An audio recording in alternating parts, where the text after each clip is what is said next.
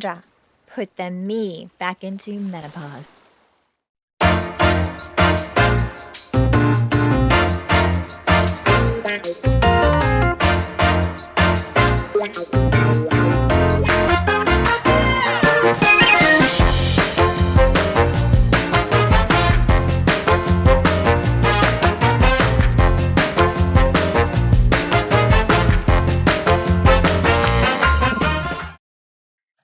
Welcome to Mastering Modern Midlife. I'm Katherine Grace O'Connell, and this show is sponsored by Kindra, a company that is changing the way we menopause. Essentials for menopause by women for women. Changed my life, and I know it'll change yours too. I'm delighted to introduce my guest today. Sally Lou Loveman is a friend, an original member of the Fierce 50, and she now adds author onto her incredible career that spanned the decades at the Oprah Winfrey Studios in Chicago, which is also my hometown. So I am so excited to have you today in the show and to share your brilliant book, Speak, Love Your Story, and Your Audience is Waiting.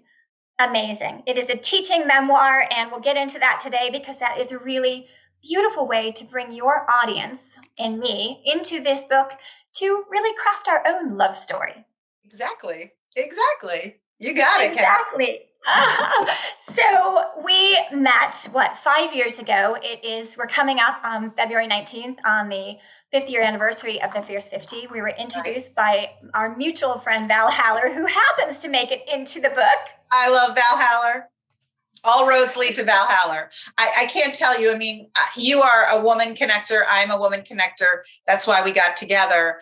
And I collect and am a magnet to women who do the same. So this is a lovely community we have.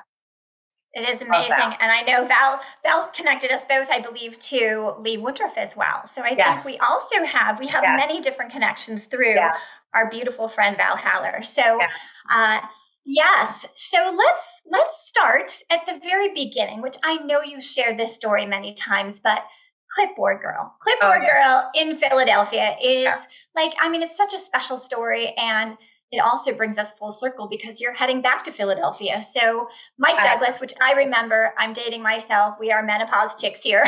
We are. We can do that. I'm so glad I'm sitting at my desk because I have a prop. Yes, the Clipboard Girl, which was really a clipboard woman. She changed my life. My mother invited me to the taping of the Mike Douglas show, which happened to be produced out of my hometown of Philadelphia at the local Westinghouse station. It was a national show, one of the first talk shows, right along the same line as Merv Griffin. So if you're postmenopausal, you'll know what we're talking about. And if you're not, you won't. But anyway, there were talk shows before the Oprah Winfrey Show. And it was pre-Phil Donahue. So here I was. I didn't have any interest in going. I didn't ask to go. I didn't watch the show. I was in school.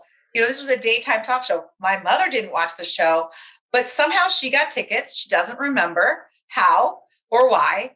And I said yes. And I always say that if I hadn't said yes, I would have never known that a television career could have been for me. So there I am. I skipped field hockey practice, got in trouble, but I went with my mom. It was an afternoon after school. And as we were loading into the studio, we took our seats, and there I saw this woman. And she was standing on the set, and she had a clipboard. She looked, first of all, she had a headset on, so she was automatically cool. And it was 1976. She was a woman. So I'm thinking, wow, I could do what she's doing if I knew what it was. I don't know what it is, but I like it. And she was really busy. And I knew in that instant, I was like, that is what I want to do. And I wasn't going to the show to figure out my career. It was just, sometimes these moments just happen. And when a moment like that happens and it stops you in your tracks and you say, oh, everything's different now. I can see things more clearly. It's like the studio just sucked me in, and it pleased every single one of my five senses. And this woman was my goal. I don't know what she did. But, I became an audience producer for television. I don't know that was her job. I definitely think it was not, actually. But what I do know is that she inspired me every day. So I have a picture of me with Oprah and my clipboard, and it just like, oh, I love a full circle story. I'm sitting at my desk and I have this, I'll send you a real picture of it, but it's literally my ticket from my scrapbook from the day that I saw the clipboard woman. And it's, April 12th, 1976 with the 70s logo of the Mike Douglas Show. So, this is really my ticket to the Oprah career that I had. So it's my ticket to my speaking career. It was really my ticket to me. And I really believe that. I was a very shy kid. I was scared of my shadow. I was nervous to speak up. And once I found my thing, it was a very young moment. Like most kids don't feel that. Most adults don't even have that moment. But I had that moment. And for me, that was mine. I had ownership that I wanted to work in television. And no one in my family worked in TV. No one I knew that was my siblings' age, my friends' age. My godfather worked in television, but that was it. And that was when I was like, this is mine. It gave me confidence. It's amazing. Your story is so amazing. And I have to say I'm amazed because that picture of that ticket is in your book. And I'm like, how on earth does she have this? You've got Oprah the clipboard. You've got the ticket to the Mike Douglas Show. I know. It's my best friend actually had, she went with me to a show and I think she had it. I don't know. I'm very confused, but it did come from my scrapbook. So I was very lucky. I have no idea where that scrapbook is now, but I did have it at one point in my life and I kept it. So I'm grateful. It's just a great reminder. It is a great reminder. And I think most people would not believe that you were like once a young shy girl, as you talk about the stories with your teachers in the book. Yeah, and there's a quote in here. You open the book. The only time I am fear-free is when I'm on a stage in front of hundreds or thousands of people with a microphone. I know I'm not normal and I want to help you not be normal too, because normal is so expected. It's so expected. Normal is so expected. And I just like unexpected. And honestly, I am scared of everything else except for the number one fear people have, which is speaking in public. I'm also not scared of the dentist because I have a lot of dental issues, but I am not scared of public speaking. So if I can help someone ease their fear, I mean, even if it's just saying a toast at your daughter's wedding, like if you're reading,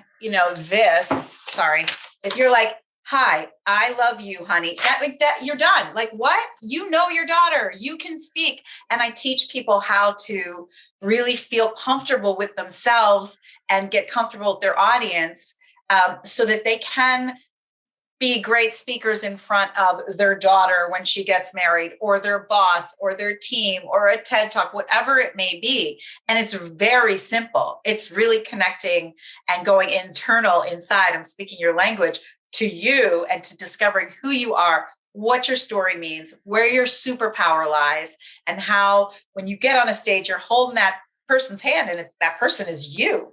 And part of also what I help people with is your audience is waiting. That's the tagline of my book. Like you have no idea. People have no idea how much people want to hear your story, right? So if you think about it like, oh, I don't want to talk, I'll bore people. No, your audience is waiting. So no one's going to be bored by your story. And when you know it and you can tell it well, you're going to connect like you've never connected before. So I think there's so many beautiful metaphors in your book. Obviously, the audience being one of them, a real stage audience, but also the audience is there in front of us at any moment throughout the day, throughout our lives, right?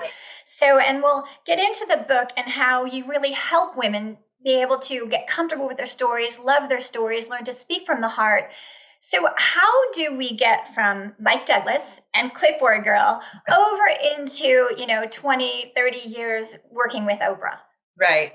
Well, so for me sitting here currently with a really wonderful career behind me, it gives me nothing but joy and confidence. It also scares me a little bit because it's like, wow. And I think every woman I'm 60 now. So any woman in her mid 50s, early 60s, I think we're all, in the menopausal years, like thinking, well, what's next? What's next? And when you are in your 20s, 30s, and 40s, and your career is taking off, and you've got energy, and you're young, and you're hungry, And you're like, I can do anything. I mean, I sit here 36 years post a television career, and I think, how did I raise 3 children, keep them safe, keep them fed, get them, to school, and work a daily talk show that required 70 hours of me a week?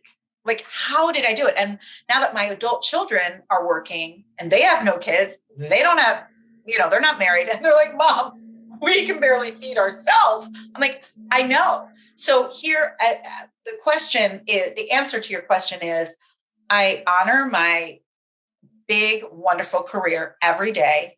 And I try not to let it scare me that it's not huge and big now, because I'm okay with that. And if I can impact 1 woman today and 2 tomorrow and 8 next week, I'm good. Because the feedback, I get the chills when I talk about it. The feedback from me is I'm in my purpose. And when we're in our purpose, fear has no access. So I can't be worried about, oh, my career is not that big, or it's not like it was, or I wish I had that, that bigger brand or bigger reach or bigger following, or, whatever it might be. I think that's what allows me to say, but I'm still doing exactly what I set out to do, which was to impact people's hearts. That's all I want. That's it. That's how I was raised. In my book, I write a lot about my father, my grandmother, my uncle. Those are my hearts. Those are the people that gave me my hearts. My dad was a doctor, a workaholic, but was totally there for his family, and many more people. And I knew I could never be a doctor, because that's just not me. The environment did not suck me in and please all 5 of my senses. But I knew I wanted to make an impact on people. And there's no doubt that the Mike Douglas Show invitation from my mother, and the way my dad raised me and my sisters, and that I had the benefit of going to the hospital at times with him and seeing how people reacted to him, I knew that was what took me to the Oprah Winfrey Show first interview, when I sat there in 1987 in my navy blue suit with the shoulder pads and the belt. It was like a tunic over a short skirt. And Oprah was like, I love your suit. And I'm like, thank you. And I know that's what brought me there. I didn't know who she was at the time. I knew she was a local, I'm sorry, it was 1986. It was not 1987. It was 1986, because her show went national. I had already met her in 1984 when she was just the local, AM, was it AM Chicago? I believe that's Chicago what I used to host. watch. Mm-hmm. Yep. And I moved to Chicago in 1984, right out of college, for a television job at the PBS station here in Chicago, WTTW. She moved to Chicago to host AM Chicago.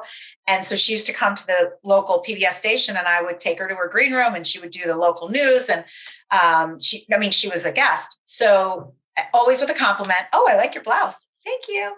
And I loved her. And then all of a sudden her show goes national in 1986. I'm still at PBS, loving my job, but I'm like, wow, clipboard girl's calling me. I want to work on a talk show. And here she is, right here in the town that I'm in.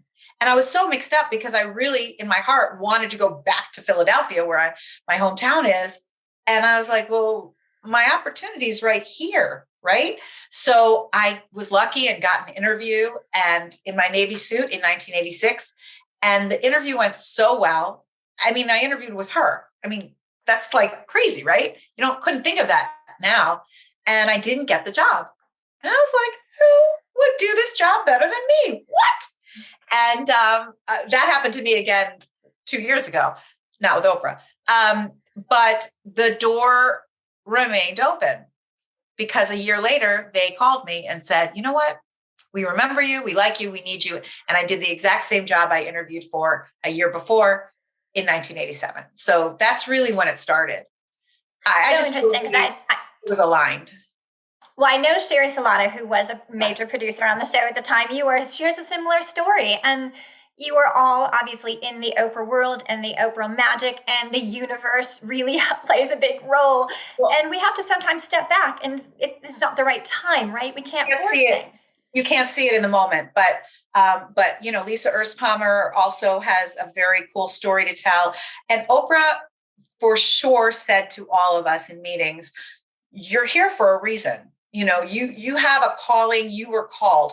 And those who weren't there for a reason, they left. It wasn't their reason. It wasn't their calling, and that's cool. But the people that really were destined to work for her and for what she was doing and changing the world, those people, that I believe was divine. You talk about magical moments woven all through that book, and it feels like the magic, it's something that sparks inside of you and lives inside of you. That's the sense I get with the Oprah magic. And let's talk about the magical moment where you actually found your purpose, where someone handed you a microphone and suddenly you're warming up audiences, and now you've gone from what shy girl into, oh my God. And tell us about that moment and really how you, fear wasn't really present because you were speaking from your heart. Right.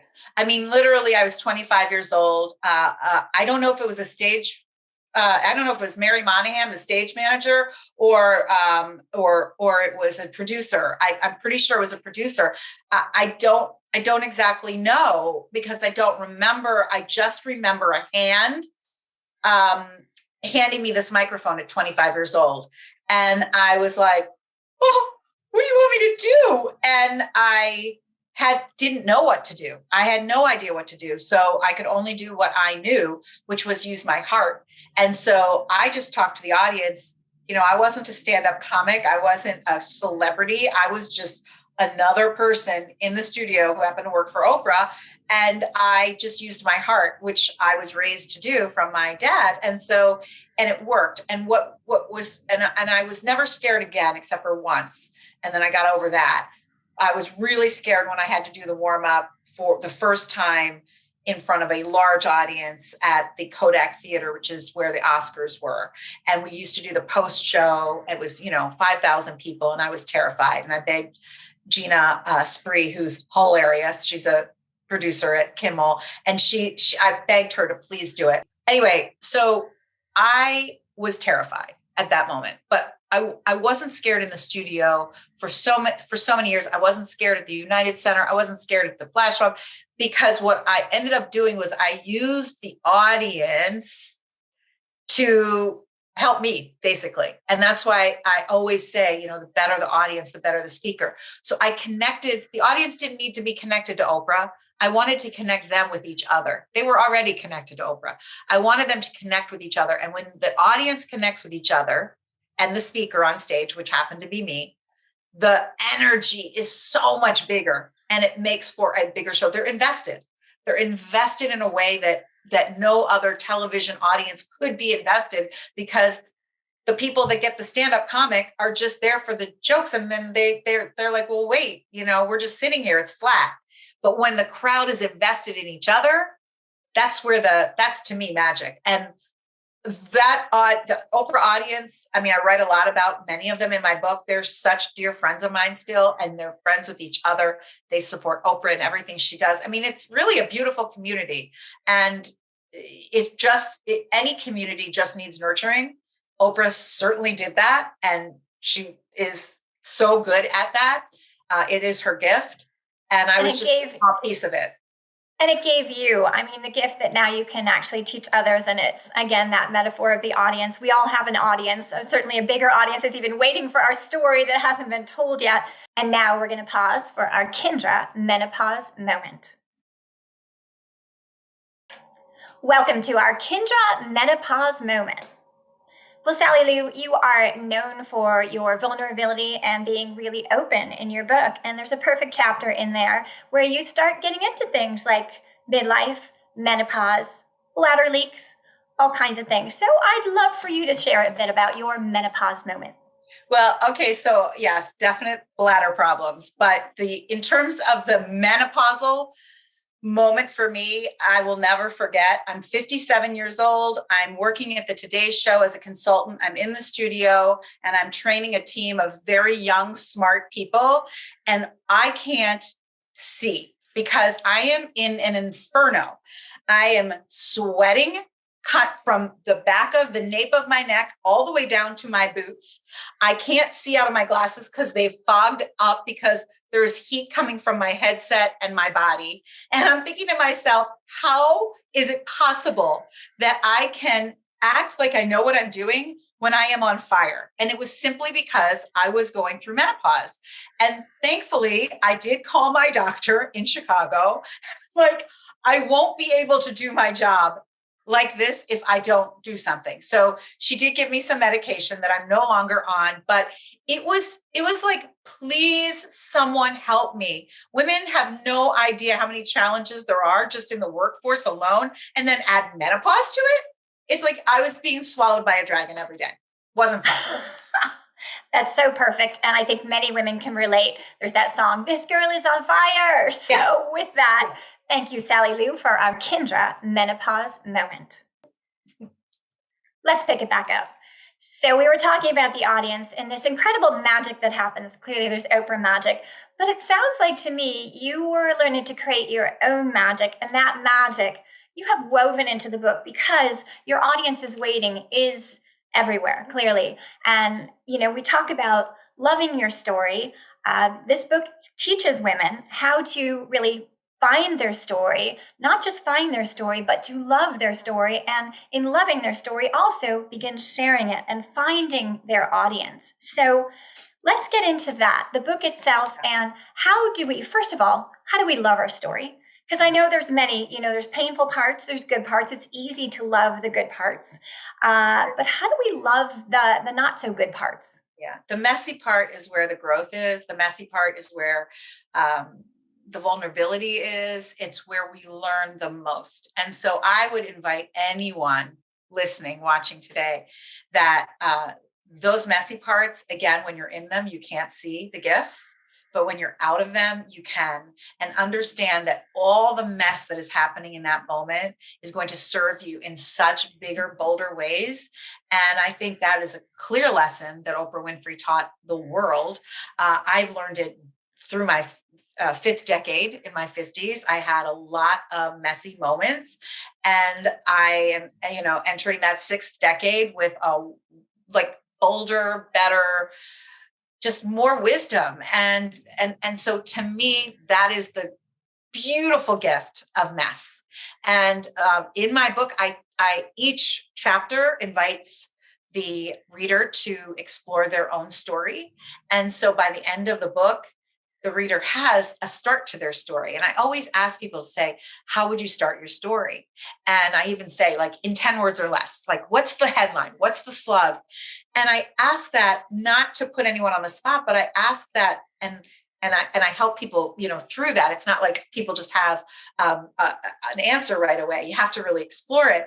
But I ask that for a reason. And the reason is that when we know who we are better serving the world, ourselves, our families, our partners, our jobs, our careers. And if you're just kind of going through life, not really knowing your purpose, and your story is in your purpose is your story. So I really just sit down with people and ask them really great questions like, what's the moment everything became clear for you? What's the happiest moment that shaped your life? What's the most unhappy moment that you are most proud of that is serving you now in your life today? All these things that we as women, I wrote this book and then the pandemic hit. I was on the Today Show. I was going on my little book tour and the pandemic hit.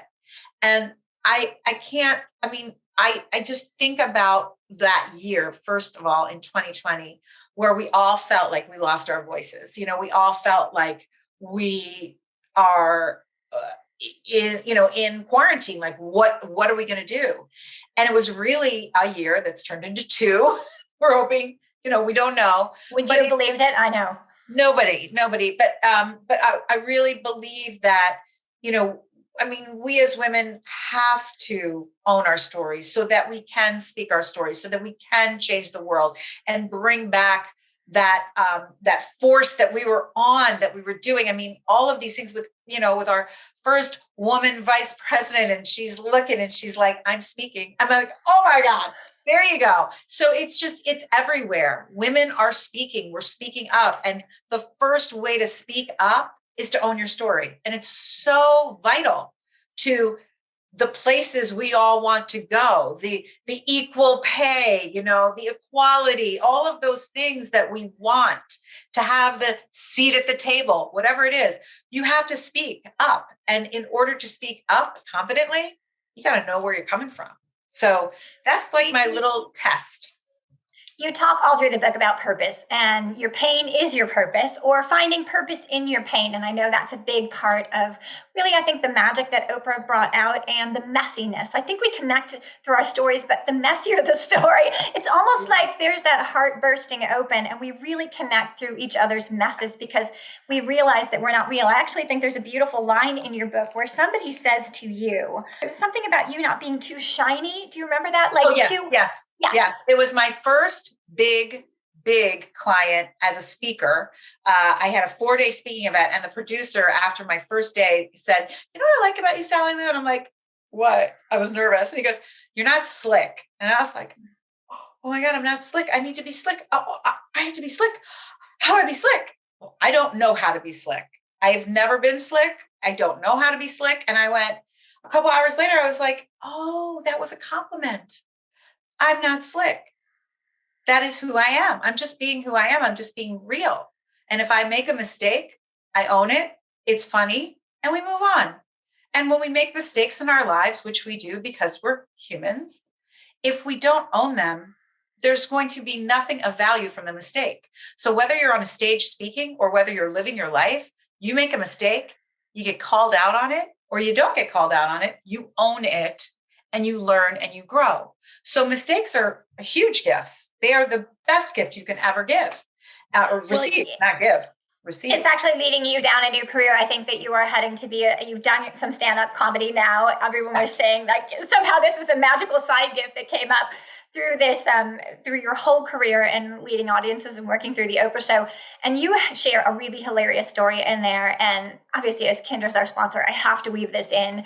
You are in Australia and you are warming up the audience, and you've got fanny packs under the chairs for every audience member. But in Australia, the word fanny is not what it means here. Can you share a little bit about that story?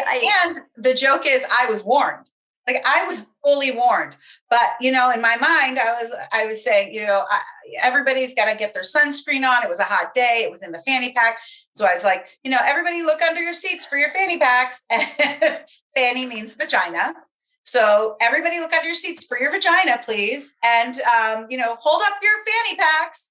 I mean, the audience was hysterically laughing. And I'm like with my microphone, I go, oh my God. I just said vagina, didn't I? And they're like, yep. And, there's a woman who was in that audience who I've remained friendly with. And she's like, I just remember you from your cute jeans. I'm like, no, I'm pretty sure it's the fanny part. See, that's the thing. Those funny moments, and when you're so real. It's content. You just have to own it. It's funny.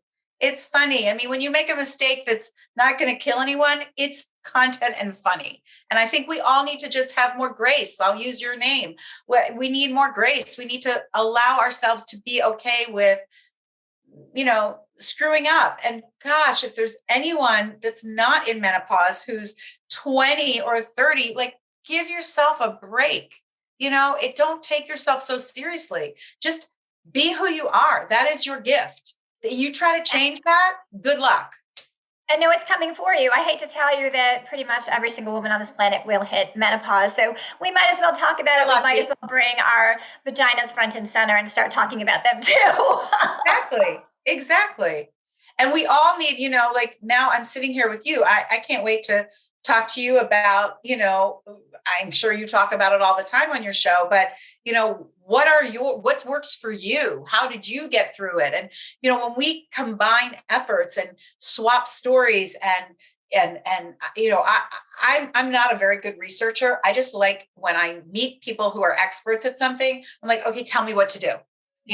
Tell me how to make my skin age more nicely.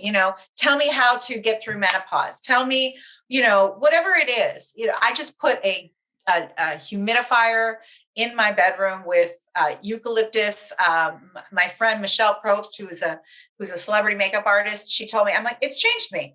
So we have the power to help. There's a secret. Yep. To help each other.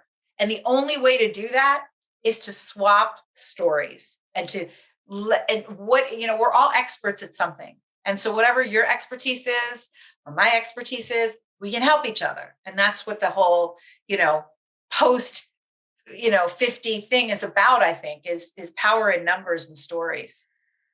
I think there is a real power, obviously. And again, 5 years ago, the magic of the Fierce 50 and bringing these women, 50 plus together all over the world. And we connected through our stories and through our hearts. And it changed me forever. And it's brought in amazing friends like you and Val and Lee and people all over the world that I wouldn't have known. And that was through a heartfelt connection and being really real and open. I remember being on the phone with you and you were just pouring your heart out. I remember. So here you were in the Oprah world for 20, 30 years, coming to and from, going in and out of that world. So you have a chapter in your book, Will Anybody Like Me? It talks about this beautiful conversation with Oprah. And as the show is closing down in Chicago, and now we're going over to California, and you chose not to make that move. Well, and you have this moment with her where you really share openly, not that you are not a likable person. You're like, I have wonderful friends and, I know I'm very likable, but there's a thing when you have this connection with the brand, or I'm just Sally Lou without that connection. Can you share that story and a little bit about really what that meant for you? Yeah. Wow. You're really hitting it with me right now. I'm getting a little like, it was the final season and I was just walking in the hallway and Oprah walked by and she said, "How are you doing? How are you feeling?" And I knew what she meant, and I said, "Oh, I'm doing okay, but like when the show ends, will people even like me?" And see, I don't have a filter. And so I can't imagine what she actually really thinks of me. She's like, "Are you okay?" Like, no, just her look, and I really meant it. And, the truth is I have been liked my whole life. But I was really extra liked when I was the Oprah ticket connection. And it was my greatest honor to surprise people with tickets or give people tickets or, my dentist's wife wanted tickets. It didn't matter who you were. My whole neighborhood probably went to the show at some point. It didn't matter who you were. I looked for people like who were just being extraordinary at what they did when I traveled. I love surprising people. It was super powerful for me because I love seeing people's hearts just explode with joy. So, I really, truly can say 10 years later that people don't like me as much. The real people in my life love me and like me, but I don't have that feeling of people just, that like that it's a combination of not working for Oprah and midlife, because midlife is, I think I said it in my book too, like you get more ignored than you get liked. And I don't mean that as like a sob story or sad, because I don't give an F. I really don't. I just see, especially in the social media world where, people have platforms who are in their 20s and 30s and 40s and getting, all this interest because those are the people on Instagram. Whereas if you're in your 60s or 50s, most of my friends are not really using Instagram the way I do. And so it's harder to get that level. And I just, sometimes it's sort of like crickets, like, really? What? And so it's definitely different. I've had losses of friendships, had nothing to do with me not working for Oprah, but they sure liked me when I did. It's weird. It's weird. I feel it more and I'm letting it go. It did bother me for a while. I have let it go. I'm not letting it go. I have let it go. But I think it is something you don't have to work for Oprah to feel it. I think in midlife, we all go, holy crap, do people even like me? It's just a question. It's such a valuable conversation. And, we can use that again as a metaphor, be it, clearly the Oprah brand is one thing, but let's say you go through a divorce, me included. Many women can go through, we've lost our jobs. Maybe we had a big corporate job. That was our identity. Who am I without this, right? So, at least from my vantage point as a woman turning 60, and you're right behind me here, that I think what you're doing now is so incredibly kick ass and amazing and inspiring, because it's one thing to do it in the Oprah universe with Oprah at your back opening doors, right? Not literally her doing it, you're doing it, but you've got her right there on your shoulders, and, the Oprah name opening any door. But you yourself, you wrote a book, for heaven's sakes. You have gone through so many trials and tribulations, be it, like you said, losing friends, losing loved ones, losing your father, your ultimate, mighty oak in your universe. Thank you. And I almost lost my marriage, which really was what the book was about. It was my book title was, one of my chapters is Faith is Cheaper Than Botox. Because when I found out about my marriage almost ending, which was 5 minutes after me telling Oprah I was leaving, and 5 minutes later, I'm in my car and I find this horrible story or moment out, which could be a freaking movie if I didn't have children, because I can't tell that story. But it the fact that my marriage 10 years later is stronger than ever, I mean, that just makes me weep, like that shows that I am in it to work hard. I learned from my parents. I learned from the show. I learned from Oprah. I learned that you work at things, but I would never work at it if he wasn't working at it. So, you both have to be willing to work. So that's like, these are just lessons that are in my toolkit of having been in that studio when real people, brave people told their stories and the viewers realized they weren't alone. And that is what gives me my power every day, because I had a front row to those seats. To those stories, I should say. I had a front row to those stories. And those are the people that inspire me. Yeah. Seeing Beyonce was great, but it's the real people with the real stories that give me the fuel and the power to be able to say, you know what? It happened to me too. And here I am. And I could have chosen divorce. Divorce is a very good option, but it wasn't for us. We were not, and 10 years later, I know exactly why now my husband chose that. And I know why he chose a few things that he's not proud of, but he's proud today because now he understands it and he's doing the work and he's uncovering his pain that caused him to do the things. Hey, we all have pain. But when your pain starts screwing up your life, you got to explore that. You got to work on it and you got to fix it.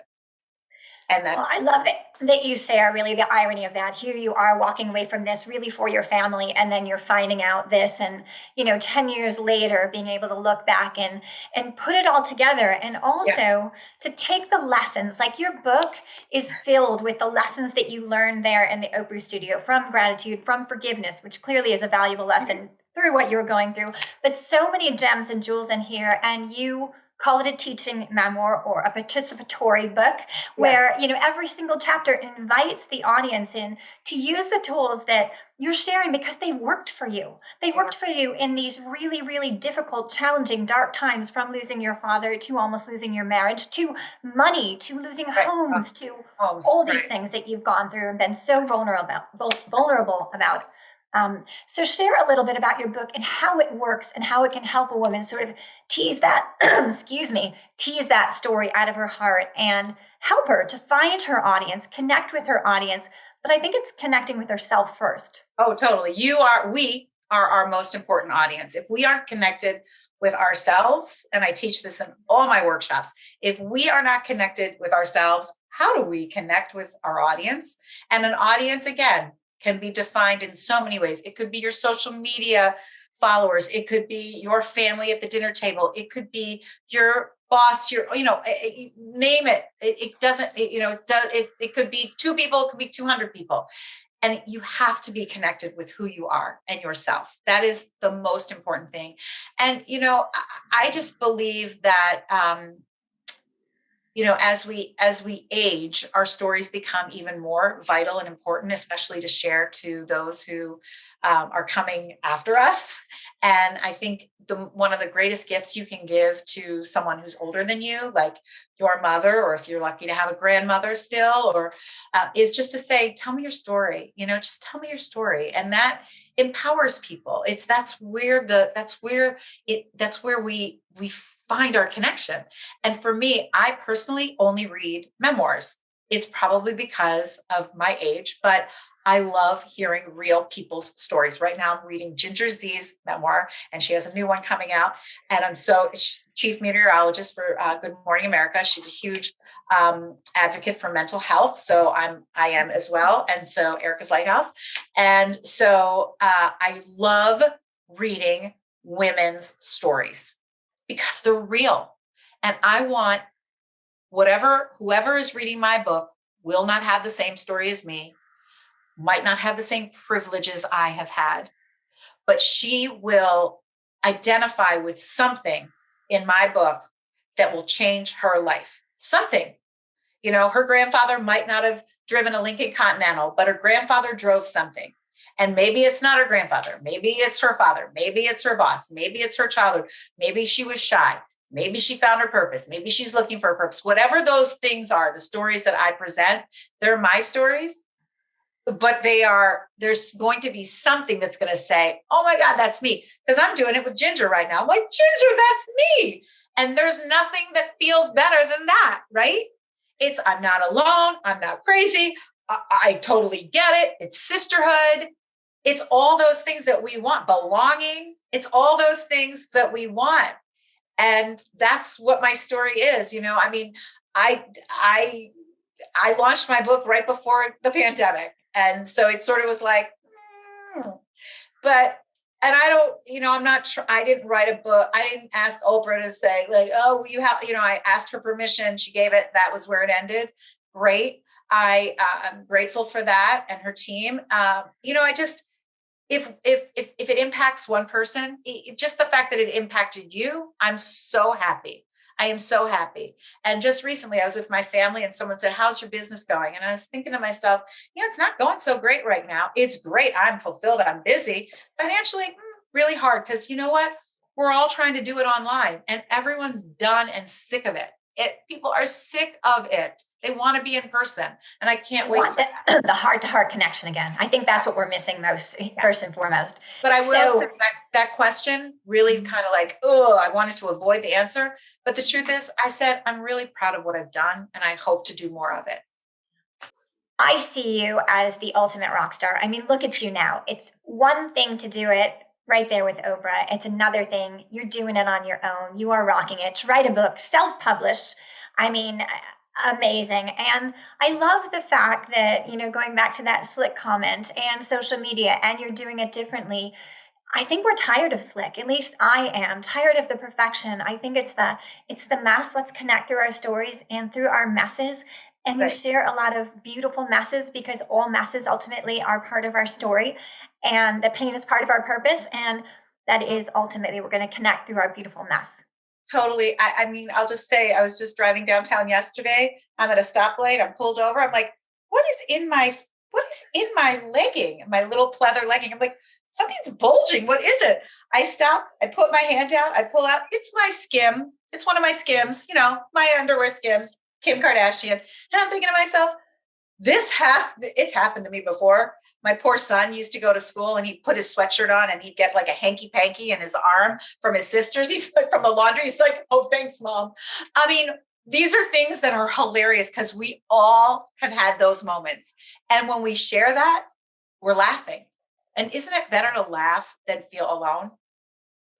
So much better to laugh. And that goes into your next career, or at least the beginning of a budding stand-up comedy, which I totally see you. And I will admit that story, the panties stuck in there, or, and I'm like, what is that? I think we could probably all relate to that moment. Yeah. Collect So, content. Sally Lou, you are wonderful. And I know we did not have enough time to get into everything in this amazing book, but it really is invites the reader in to really do some, beautiful soul work. And you get into the soul and the personality and all these things that really connect us to our purpose. And every one of us has a story, whether or not we're writing it for ourselves or, for the world like you. So, Either where do way. people find you? Where do they find your amazing book? And Well, all the Love incredible Speaks. things you're doing. Thank you. Lovespeaks.com is my website. And that whole story is in my book, which is bizarre and funny how I was finally able to get that URL at Live Love Speaks, which is my Instagram. That's really where I hang out most, on Instagram. And evidently it goes to Facebook because they're owned. But so I guess Facebook too is at Live Love Speaks. But Instagram is where it's my medium. I love it. It's instant and I love it. There you go. Instagram is instant. And you're teaching people, you're doing all kinds of amazing classes and courses so people can work with you. They can do their own work in your amazing book. And I love you. I think you are so incredible and special. And we have lots in common and lots of friends in common. I think I lost my earpiece here again. So I was going to say, I've got it dangling. Earrings. So I want those red earrings so badly. I don't know. Be able to wear them for a minute. But listen, I thank you for staying connected to me. You're a great connector and you connect with, so many women who are just loving your message. And I'm grateful to be one of them. And so thank you for all the work you're doing. It really makes, first of all, when anyone looks at you, the idea that you would be 60 is hard to understand. So I think you are, and I know all the trials that you've been through from health and divorce and all these things. You are pushing through and you are being a great role model to all of us. So thank you. Thank you so much. You're such a love, and right back at you, as I know the show will be airing, but you are turning 60 in February. So happy birthday. And yes, and here's to the Fierce 50 and 5 years, and let's do 10 years and 20 years and keep, rocking it at midlife and beyond. Sally Lou, thank you so much for being with us today. I love you so much and really appreciate you sharing your new book and your story. Thank you. Thank you. And thank you to all of you out there and to Kendra, our amazing sponsor. And here's to mastering modern midlife together. Cheers, beauties. Stay fierce.